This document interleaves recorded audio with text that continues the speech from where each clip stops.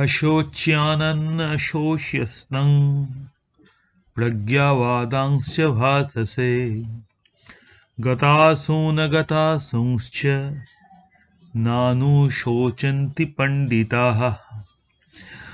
Now we are at that 11th verse of second chapter, Sankhya Darshan, the aphorism of Gita.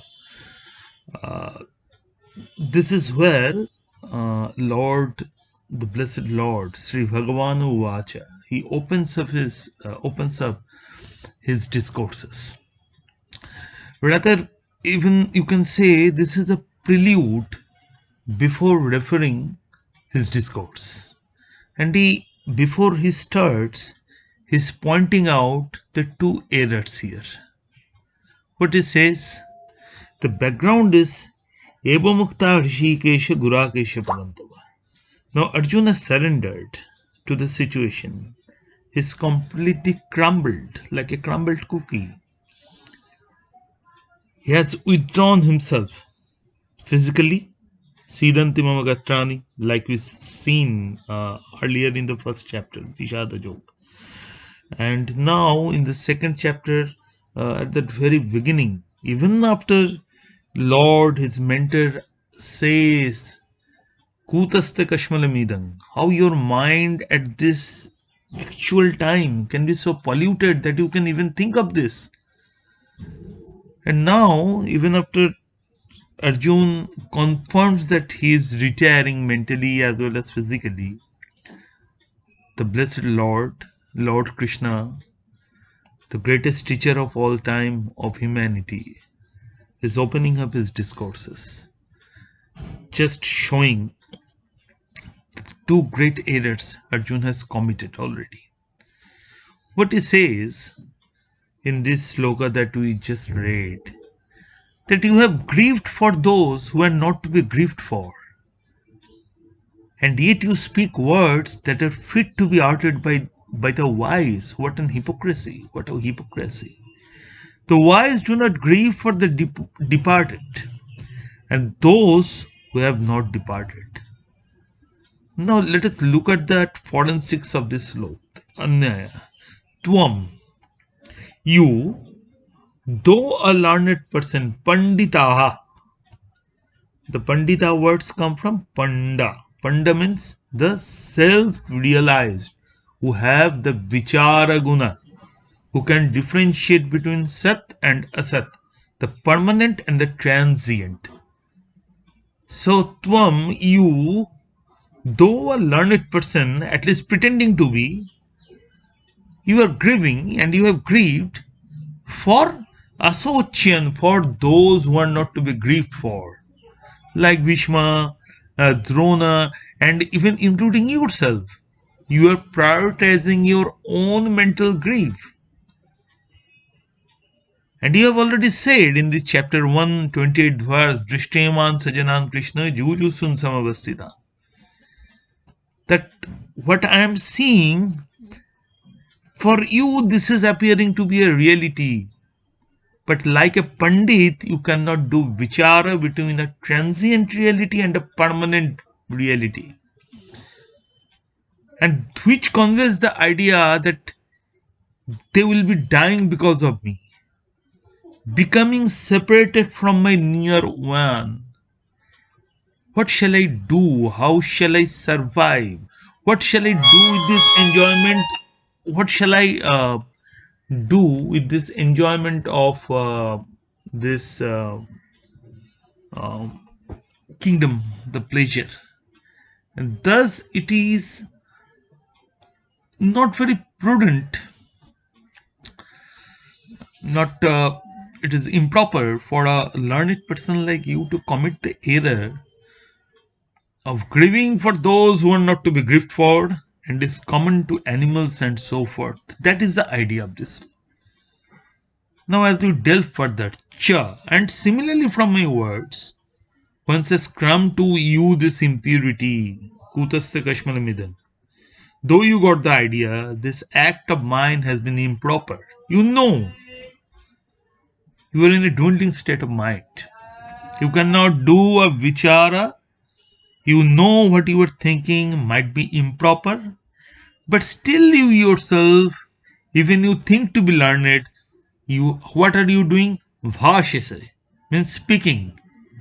Prajnanavadan. Prajnanam avadan. Words that are unfit to be uttered by prajna, the wise, that how shall I fight in this battle of Vishma, etc. But you do not become silence out of shame. The word cha and is used to indicate what can be more improper than this. The idea is, and so it does not befit you, anarya yushtam, who ought to be learned, to have the personal wrong notions of considering what is unrighteous as righteous and what is righteous as unrighteous. Bhashashe you speak but do not understand. Prajnanam vadan, the word of the wise. You pretend to be a pandit, but what you utter is highly unlikely of a pragyavan. Prajnanam vadan. Wise do not say so. Since grieving is prior in time as compared with speaking, therefore it is indicated as a past event. He has already done this. On the other hand, since the speaking as an event succeeding that grieving is not remote, therefore it is being used in a present tense. Just see it, feel it, how the tense has been picked up. Or the explanation should be made by a change of tense. Anava socha, you have grieved. To anusochasi, you will grieve. You are grieving in the present tense. As a scriptural peculiarity, in the same sentence, one's past tense is used, one's present tense is used. Cause and effect.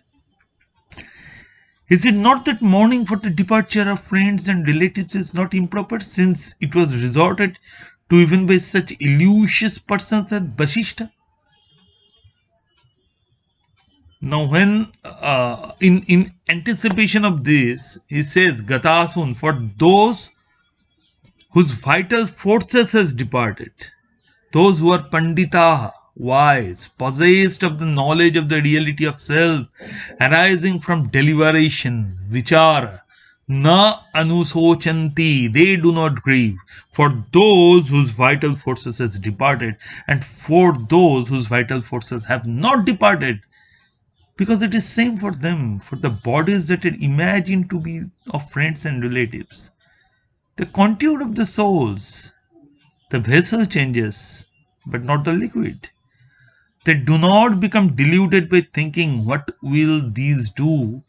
And where will they stay who have died, departed, leaving behind all the accessories of substances? And how will this living one survive after being separated from friends and relatives? This is nothing but Maya, the delusion. Indeed, when the erroneous perception of a typical Vedantic example of a snake is removed, the erroneous perception of a snake on a rope is removed, and that is Jnana Yoga. Maya abrita mana. Your Jnana cleans of the dust, and thus the erroneous perception is removed as a result of the knowledge of reality, that is a rope. Then there is no possibility of fear, trembling, what Upanishad says, Avhi. And that happens due to this knowledge.